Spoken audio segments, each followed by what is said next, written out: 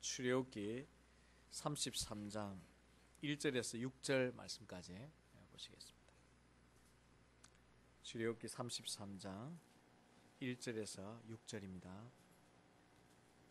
한 절씩 교독합니다. 여호와께서 모세에게 이르시되 너는 내가 애굽 땅에서 인도하여 낸 백성과 함께 여기를 떠나서 내가 아브라함과 이삭과 야곱에게 맹세하여 네 자손에게 주기로 한 그 땅으로 올라가라. 내가 사자를 너보다 앞서 보내어 가나안 사람과 아모리 사람과 헷 사람과 브리스 사람과 히위 사람과 여부스 사람을 쫓아내고 너희를 젖과 꿀이 흐르는 땅에 이르게 하려니와 나는 너희와 함께 올라가지 아니하리니 너희는 목이 곧은 백성인즉 내가 길에서 너희를 진멸할까 염려함이니라 하시니 백성이 주의 말씀을 듣고 슬퍼하여 한 사람도 자기의 몸을 단장하지 아니하니 여호와께서 모세에게 이르시기를 이스라엘 자손에게 이르라. 너희는 목이 곧은 백성인즉 내가 한순간이라도 너희 가운데에 이르면 너희를 진멸하리니 너희는 장신구를 떼어내라. 그리하면 내가 너희에게 어떻게 할 것인지 정하겠노라 하셨습니다. 이스라엘 자손이 호렙산에서부터 그들의 장신구를 떼어내니라. 아멘. 할렐루야. 여러분을 주님의 이름으로 축복하고 또 축하드립니다. 축하드리는 이유는 여러분이 믿음의 선물을 받고 하나님께 이렇게 예배할 수 있다는 것 자체가 하나님 앞에 축복이기 때문입니다. 오늘 예배를 통해서도 하나님 여러분에게 주실 수 있는 또 주시고자 하는 하늘의 귀한 선물을 여러분이 꼭 받기를 주의 이름으로 축원합니다. 우리 생활 문화에 보면 선물을 주고받는 것이 있습니다. 그 선물을 주고받는 것은 주는 자의 사랑과 감사의 마음을 담아서 그렇게 상대에게 표시하는 하나의 방법이지요. 그래서 선물의 내용이 무엇인가 하는 것보다 사실 더 중요한 것은 그 선물을 주는 자의 마음인 것입니다. 그래서 받는 사람도 그런 마음을 받기 때문에 기쁨이 있고 주는 사람도 그 마음 때문에 자기의 소유나 또 시간이나 무엇을 희생해서 기쁨으로 줄 수가 있는 것입니다. 이렇게 사랑의 상대에 대한 사랑이나 감사의 마음으로 주고받는 이 선물이 우리에게 기쁨을 주는 것입니다. 그런데 살아가다 보면 때때로 전혀 사랑의 마음이 담기지 않고 또 감사의 마음이 담기지 않는 선물을 주어야 할 때가 있고 또 받아야 할 때가 있어요. 때로는 형식 때문에, 때로는 체면 때문에, 때로는 강요하니까, 자꾸 달라고 하니까 그래서 선물을 안겨줄 때가 있습니다. 그런데 그런 선물에는 전혀 마음이 담겨 있지 않는 것입니다. 그런데 그런 마음이 담기지 않는 선물을 알게 되면 주는 사람도 받는 사람도 씁쓸하고 별로 기분이 좋지 않습니다.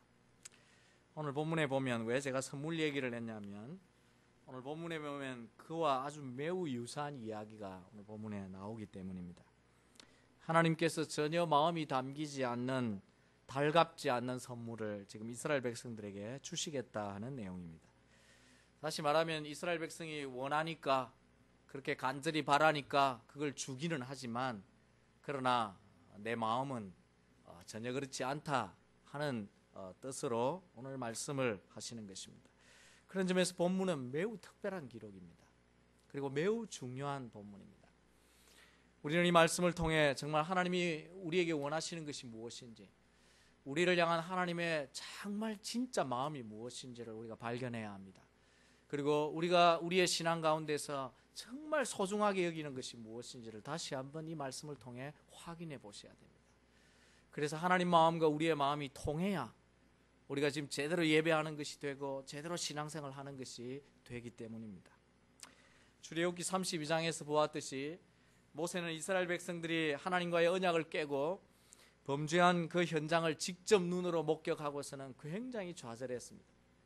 그리고 하나님의 명령을 통해서 그 진노하심 때문에 3,000명가량이 죽임을 당하고 그럼에도 불구하고 이스라엘 백성이 즉시 회개하고 나오지 않는 것을 모세가 가슴 아파하면서 다시 하나님께 나아가서 중보기도를 드립니다. 이 32장 마지막 부분이죠.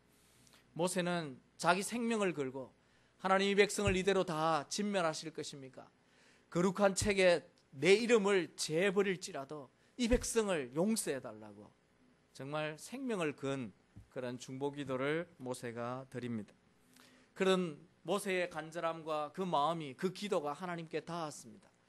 그래서 하나님께서 이스라엘 백성들을 다시 용서하시기로 마음을 여시고 모세에게 이스라엘 백성을 이끌고 다시 가나안으로 가라고 명령하시는 것입니다. 비록 이스라엘 백성들이 범죄하고 하나님이 가장 싫어하는 죄를 인해서 언약을 깨트렸지만 다시 그들을 받아들이겠다는 의사를 표시한 것입니다. 이렇게 금송아지 숭배 사건이 일단락되는 것처럼 보였고 하나님이 모세에게 다음과 같이 말씀하셨어요. 그것이 오늘 본문입니다. 1절에서부터 3절을 우리가 다시 한번 봅시다. 나는 내가 애굽 땅에서 인도하여 낸 백성과 함께 여기서 떠나서 내가 아브라함과 이삭과 야곱에게 맹세하기를 네 자손에게 주기로 한 그 땅으로 올라가라. 내가 사자를 너보다 앞서 보내어 가나안 사람과 아모리 사람과 헷 사람과 브리스 사람과 히위 사람과 여부 사람을 쫓아내고 너희를 적과 꿀이 흐르는 땅에 이르게 하려니와. 여기까지는 문제가 없어 보여요. 근데 그 뒤에 말씀입니다.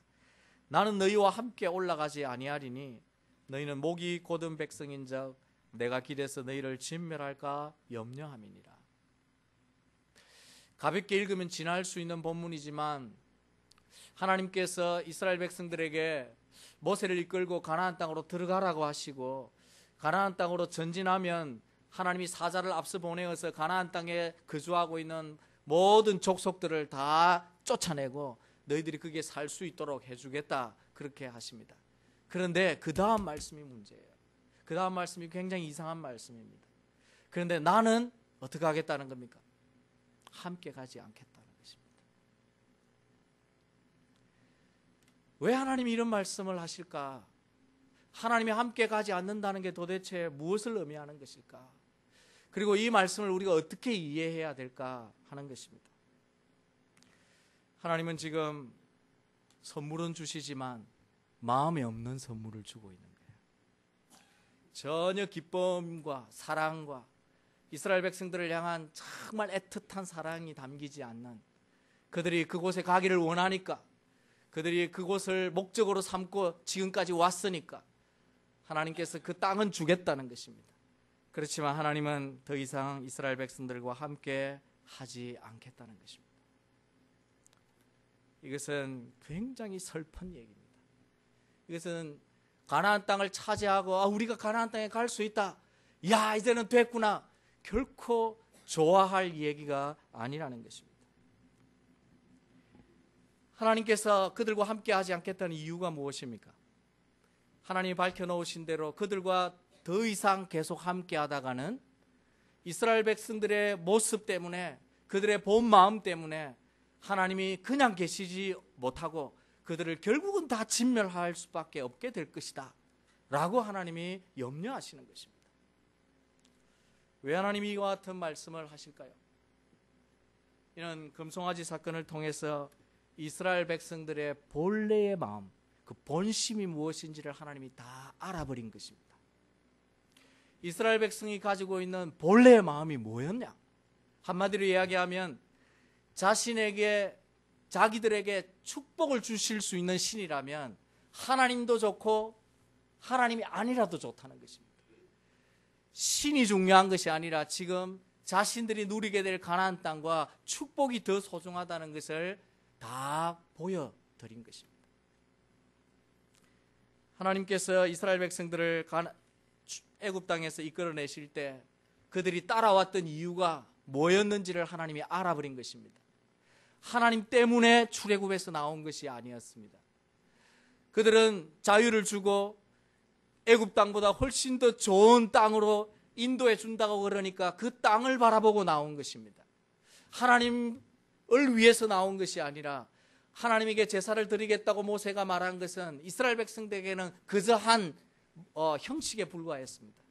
그리고 그들의 마음속에는 하나님께 제사 드리고 예배하는 것이 아니라 이 노예 생활에서 벗어나서 가나안 땅으로 가는 것이 더 중요하게 여겨졌습니다. 그래서 가나안 땅에 이르기 전에 척박한 광야를 지나는 동안 끊임없이 이스라엘 백성이 애굽으로 돌아가자 했던 이유가 하나님이 목적이 아니었기 때문인 것입니다. 차라리 이렇게 살 바에는 애굽에서 노예로 살면서 배가 부른 게 더 낫겠다. 그렇게 그들이 생각한 것입니다. 그래서 하나님이 이스라엘 백성들이 진짜 원하는 게 무엇인지를 이 금송아지 우상 숭배를 통해서 다 알아버린 것입니다. 그것은 하나님이 목적이 아니라 하나님이 주실 수 있는 축복이 목적이 되어서 그들이 나왔다는 것입니다. 하나님보다 더 소중한 것이 그들이 이 땅에서 누릴 수 있는 먹을 것, 배부르게 할 것, 그리고 풍요하게 만드는 그 세상 것이 하나님보다 더 소중했다는 것을 이들이 금송아지 숭배를 통해 다 보여버린 것입니다. 그래서 하나님이 지금 조상들에게 오늘 본문에 보면 아브라함과 이삭과 야곱에게 약속한 것이기 때문에 내가 너희들에게 주지만, 그 말은 이미 언약한 것이기 때문에 내가 그 약속을 이행하기 위해서 너희들에게 이 땅은 주지만 나는 함께 가지 않겠다. 기쁨으로 주지 않는 그런 선물을 지금 이스라엘 백성이 받아들인 것입니다. 주시는 분도 기쁨이 없고 이 속마음을 알아차린 이스라엘 백성에게도 기쁨이 있을 수가 없었습니다. 이런 관계로 함께 계속 가다가는 이스라엘 백성들에게 하나님은 계속 불편한 존재가 되는 것입니다. 하나님은 이스라엘 백성의 마음을 원하시는데 이스라엘 백성은 마음을 주지 않는 그런 관계를, 부부 관계를 계속 가질 수 없다는 걸 하나님도 아셨습니다. 그래서 하나님이 함께 가지 않겠다고 하신 것입니다. 이 얼마나 슬픈 이야기인지 모릅니다. 여러분, 오늘 하나님이 예배하는 여러분의 마음을, 저는 여러분의 마음을 모릅니다. 제가 신이 아니기 때문이죠.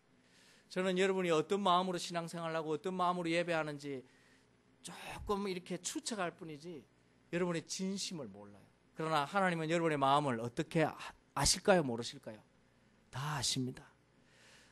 하나님이 오늘 여러분이 예배하고 하나님 앞에 나와서 신앙생활을 여러분의 본 마음이 어떻는지를 보신다면 여러분 어떻게 생각하십니까?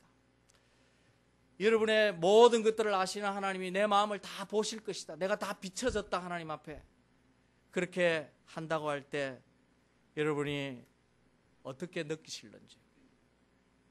좀 다르게 질문하면 여러분이 신앙생활을 하는 목적이 무엇입니까?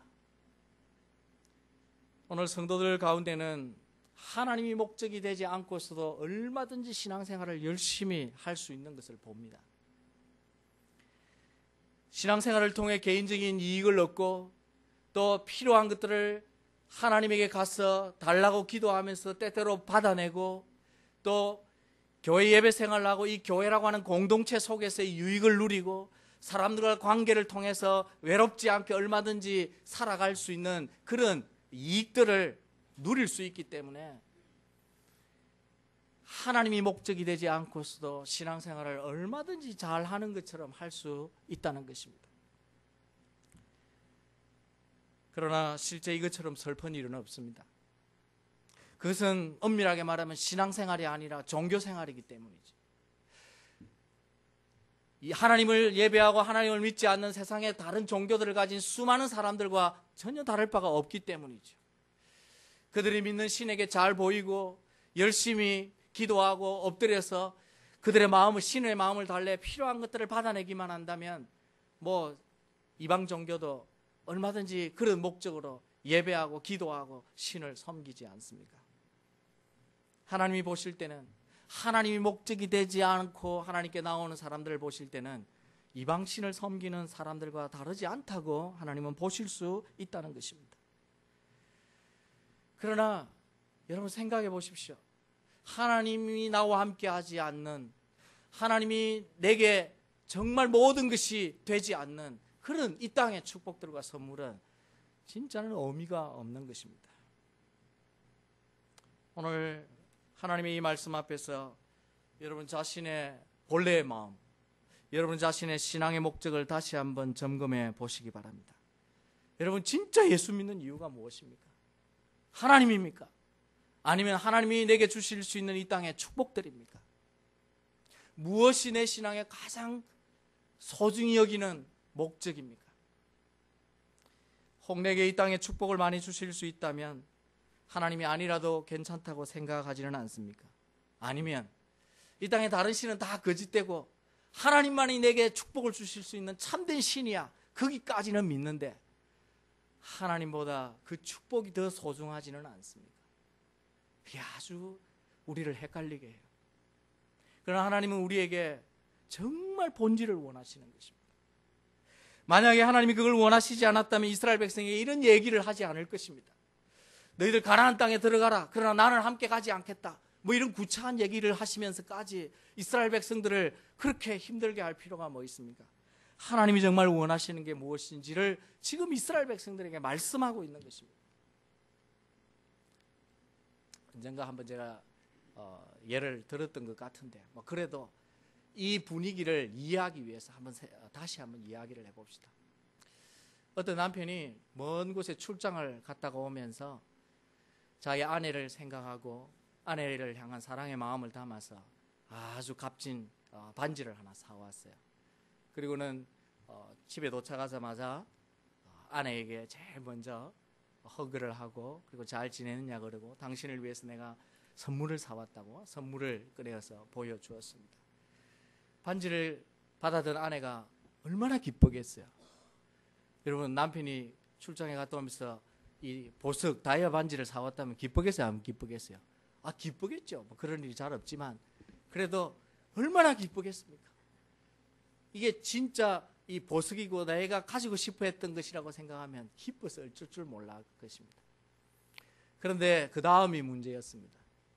이 여인이 이 반지를 받아 들고는 보석이 너무나 예쁘고 좋아서 이 기쁨을 좀 크게 하기 위해서 여보 잠깐만 기다려.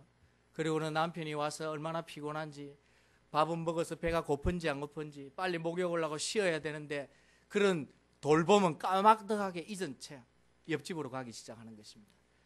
옆집에 순이집에 가서 와서 우리 남편이 뭘 사왔는지 보라고 막 기쁘게 한참 수다를 떨고 1시간쯤 떨고 또다시 철이집에 가가지고 또 1시간쯤 수다를 떨고 자기 기쁨을 충분하게 만끽한 뒤에 돌아온다면 그 아내에게 뭐가 소중한 것일까요? 남편이 소중한 것일까요? 남편이 줄 수 있는 반지가 소중한 것일까요?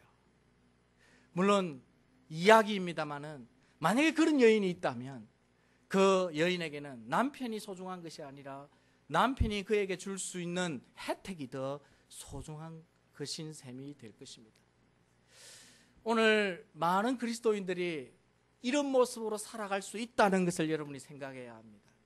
하나님이 소중해서 예배하고, 하나님이 소중해서 내가 그 부분을 위해 기도하고, 하나님이 소중해서 내가 말씀에 순종하는 것이 아니라 내가 받을 축복이 무엇인가를 계산하고 예배하고, 내가 이 땅에서 누릴 하나님이 주실 수 있는 것이 무엇인지 그 하나님 손만 바라보면서 내가 하나님께 헌신하고 봉사하는 것이 된다면 우리가 이 이야기에 나오는 여인과 크게 다르지 않다는 것입니다.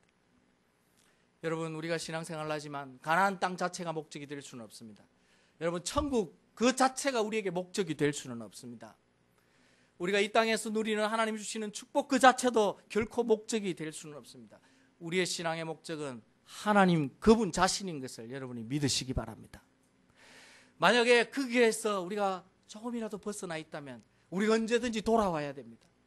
지금 이스라엘 백성들에게 하나님이 원하시는 것은 그것입니다.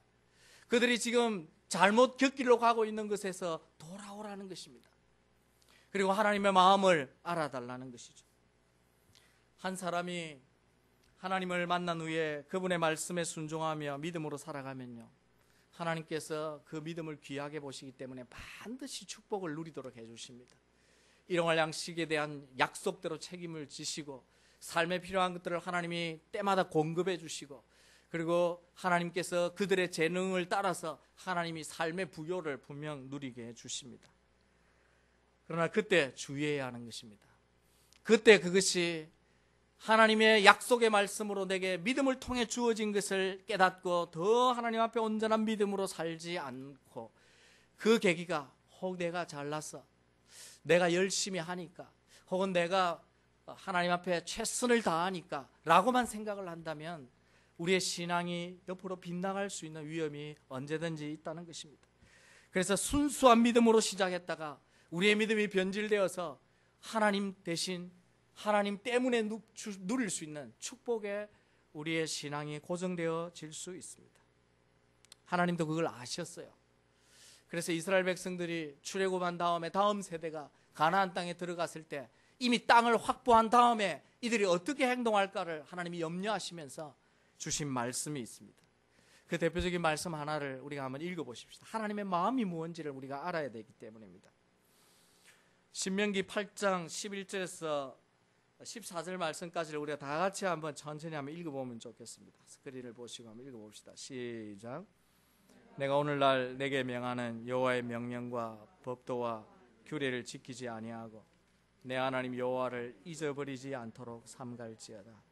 내가 먹을서 배부르고 아름다운 집을 짓고 거주하게 되며 또 내 소와 양이 번성하며 내 언금이 정식되며 내 소유가 다 풍성하게 될 때에 내 마음이 교만하여 내 하나님 여호와를 잊어버릴까 염려하노라. 지금 하나님이 계속 이스라엘 백성들을 향해서 주시는 말씀이 뭐냐면 하나님께서 약속하신 대로 언약 관계 안에 살면 들어가도 복을 받고 나가도 복을 받고 떡반죽 그릇이 복을 받고 무엇을 하든지 복을 받고 아래 있지 않고 높이 있고 꼬리가 되지 않고 머리가 되는 이 축복을 다 누리게 해주겠지만 그런데 그 축복을 누릴 때에 주의해야 될 게 있다는 것입니다. 그 축복보다 더 소중한 분이 누구라는 것입니까? 하나님이라는 것입니다. 그래서 누구를 잊지 말라는 것입니까? 하나님을 결코 잊지 말라는 것입니다. 누릴 때 그 누린 것이 내 재능 때문에다 혹 교만해서 하나님이 주신 줄을 잊어버리고 그 재능에 푹 빠져가지고 하나님을 모른 채하고 살아가서는 안 된다는 것이 계속해서 이스라엘 백성을 향해서 하나님이 주시는 말씀이었습니다. 그래서 18절에 하나님이 이렇게 말씀하시죠. 내 하나님 여호와를 기억하라. 그 재물은 내가 너희에게 준 것이다. 그렇게 말씀하시면서 하나님이 재물보다 하나님 자신이 더 소중한 분인 것을 이렇게 다시 말씀해 주시는 것입니다. 이것이 하나님의 마음입니다. 이스라엘 백성들을 하나님이 전부로 알고 그들을 위해서 하나님께서 모든 걸 내어려 놓으시고 그들과 언약을 맺었는데 이스라엘 백성은 하나님에게서 마음이 떠나고 하나님이 아닌 하나님이 주시는 것에만 그들이 마음을 가지고 살아가니까 하나님께서 너무 마음이 슬퍼서 가나안 땅은 들어가게 해주겠지만 다시는 너희와 함께 하지 않겠다고 하신 것입니다. 하나님이 목적이 되지 않고 신앙생활을 하는 사람에게는요, 하나님이 부담이 될 수밖에 없습니다. 왜 그럴까요? 하나님께서 주시는 축복은 마음을 나를 기쁘게 하고 좋고 한데 하나님이 그 다음에 요구하시는 것은 다 어렵기 때문입니다. 거룩하게 살라. 말씀에 순종하면서 이건 하지 말고 이렇게 해야 된다. 십자가를 져야 된다. 나를 위해서 내 생명까지도 내어놓겠느냐. 이런 말씀들은 하나님이 목적이 되지 않으면 결코 우리가 기쁘게 순종하기 어려운 말씀들이기 때문입니다. 그래서 하나님께서 이스라엘 백성들과 이런 상태의 이스라엘 백성들과 계속 함께 하다가는 이스라엘 백성들의 그 순종하지 아니하는 태도 때문에 하나님이 결국 다시는 진노할 수밖에 없다고 하나님이 미리 생각을 하신 것입니다. 그래서 너희들과 함께 갈 수 없겠다는 것입니다. 자, 이걸 거꾸로 생각해서 우리에게 적용해 보면요, 혹 여러분이 지금 신앙생활을 하면서 내게 축복을 주시겠다는 말씀은 얼씨구 너무나 좋은데 희생하라, 순종하라, 그리고 헌신하라, 그리고 십자가를 지고 좁은 길을 걸어라, 이런 말씀이 내 신앙생활에 너무 부담이 되고 그 길이 가기가 힘들게 느껴지고 있다면 내 신앙의 목적이 혹 잘못되지는 않았나를 생각해 보아야 된다는 것입니다. 우리가 하나님이 목적이 되면 좀 달라집니다. 하나님 그분 자신이 내게 전부가 되면 달라진다는 거예요. 그리고 이 땅의 가치보다 영원한 가치가 우리에게 정말 나의 마지막 골이라는 것이 확정이 되면 우리가 이 땅의 것들을 잘 누리지 못한다 할지라도 그것 때문에 하나님을 떠나지 않습니다. 왜? 하나님 자신이 내게 목적이기 때문에.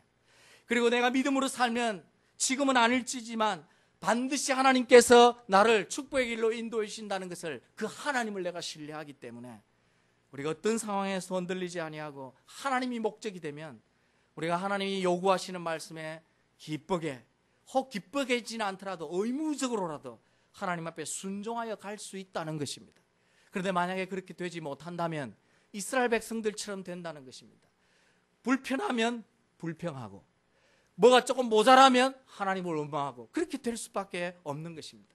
왜냐하면 그 신앙은 하나님이 목적이 아니라 하나님이 주실 수 있는 다른 여타 신들이 주는 것보다 이분이 훨씬 더 잘 주실 수 있겠다고 생각하니까 그분이 주실 수 있는 그 세상의 땅의 것에 목적을 두고 살기 때문입니다. 이런 신앙의 원리는 우리 개인의 인생뿐만 아니라 가정과 교회도 마찬가지입니다. 여러분, 오늘 우리 가정이 다 예수 믿어도 그 가정이 하나님이 함께하지 않는 가정이 있을 수 있습니다. 참 슬픈 얘기지만 다 교회에 출석을 하는 사람들로 살고 있는데도 불구하고 그 가정에 하나님이 임재하지 않는 가정이 있을 수 있다는 것입니다. 하나님이 목적이 되어서 신앙생활을 하지 않으면 하나님도 함께 동행하지 않는다는 것입니다. 교회도 마찬가지입니다. 교회가 아무리 크고 또 아무리 교회가 웅장해도 또 많은 사람이 모여도 그 가운데 하나님이 함께 하실 수 없는 교회가 있을 수 있습니다. 하나님이 목적이 되어서 예배하지 않는다면 오늘날 한국 교회가 어떤 것이 목적이 되어지고 있는지를 우리가 우리 자신을 보면서 또 우리 이웃들을 보면서 우리가 피부로 느끼게 되는 것들, 그런 것들을 우리가 깊이 생각해야 합니다. 사랑하는 성도 여러분, 여러분의 신앙생활이 기쁘고 즐겁고 정말 축복이 되려면 무엇보다 하나님을 제일 소중히 여기시기를 주의 이름으로 축원합니다. 하나님이 주실 수 있는 부산물에 여러분이 마음을 쏟지 마시고 그것은 하나님이 목적이 되면 하나님이 언제든지 그것을 주실 수 있습니다. 그리고 하나님을 온전히 붙들면 그것을 언제든지 우리가 누릴 수 있는 것입니다.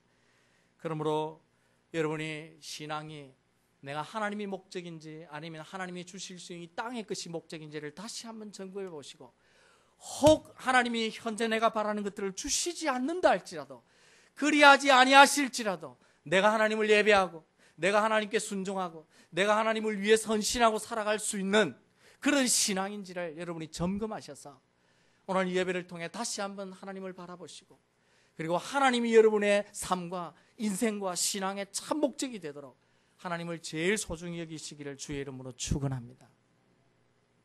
오늘 본문 4절을 다시 한번 보십시다.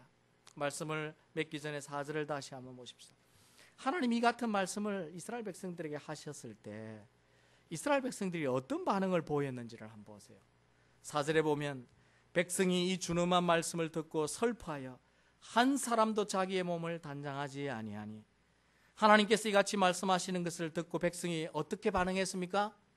다행히도 슬퍼했습니다.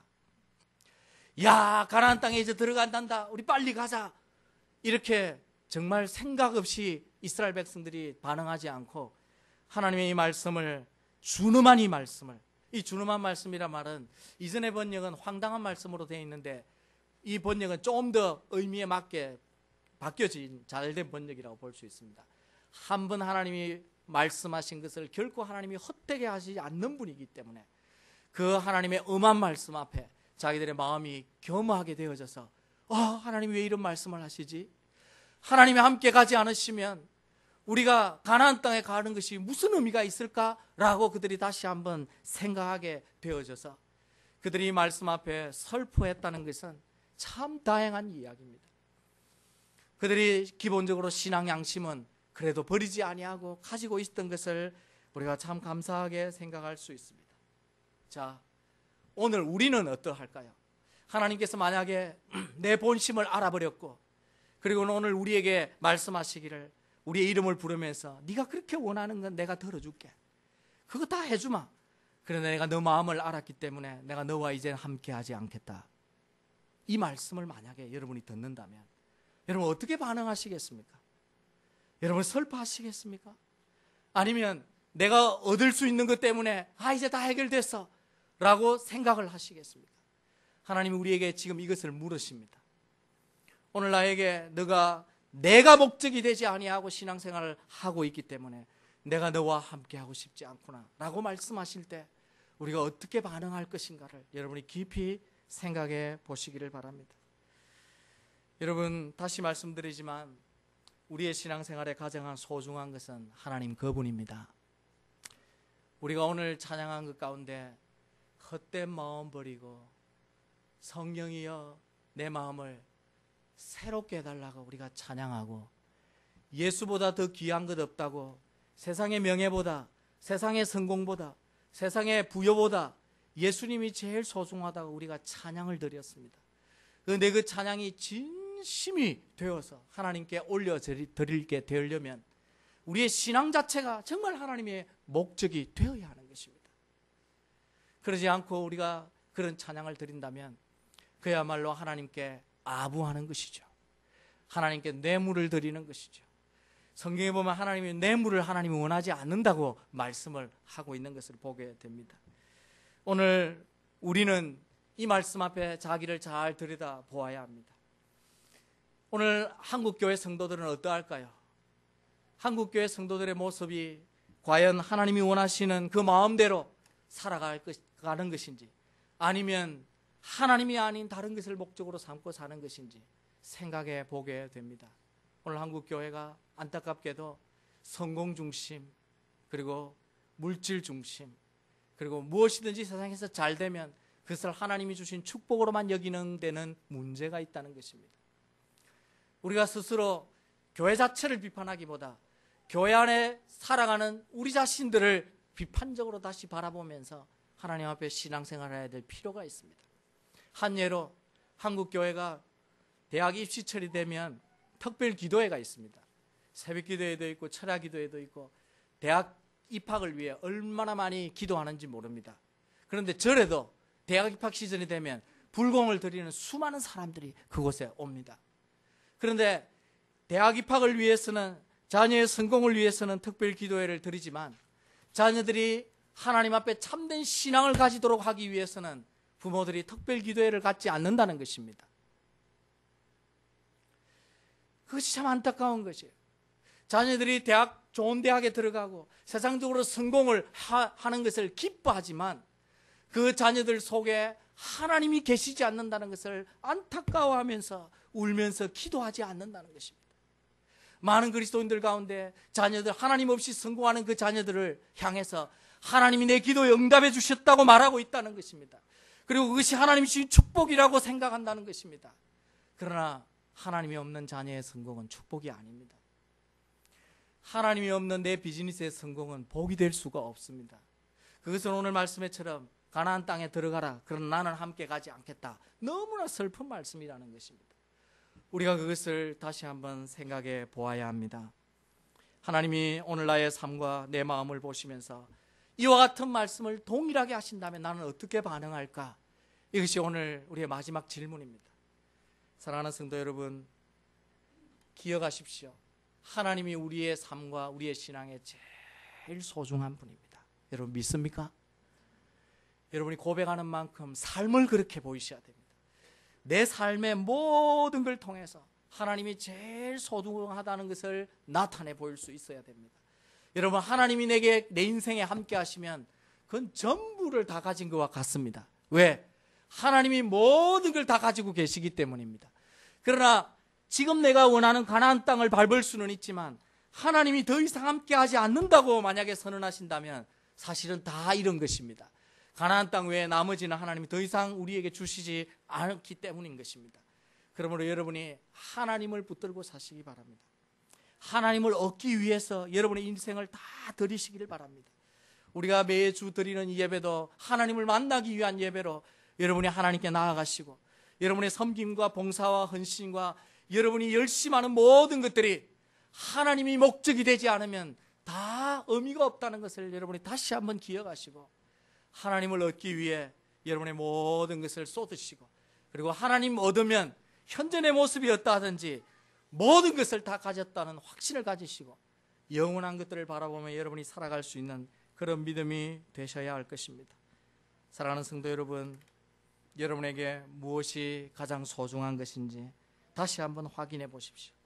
혹 이전에는 어떠했든지 간에 지금 이 순간에 오늘 하나님의 이 놀라운 말씀 앞에 우리 마음을 다시 한번 보시고, 혹 내 마음이 하나님께 들켰을까, 혹 자기를 살피시고 하나님 앞에서 당당하게 하나님이 나의 전부입니다, 하나님이 나의 신앙의 참 목적이고 내 삶의 목표입니다, 여러분이 고백하시면서 하나님을 제일 소중히 여기시고 예배하시고 여러분의 직장을 가꾸시고 비즈니스를 세워가시고 그리고 여러분의 자녀들을 양육하시고 우리 삶 전체가 하나님을 향해서 달려감으로 이 땅의 축복도 누리고 하나님의 나라에 속한 것도 충분히 누리는 그런 복된 믿음의 사람들, 순수한 믿음의 사람들 다 되시기를 주의 이름으로 축원합니다.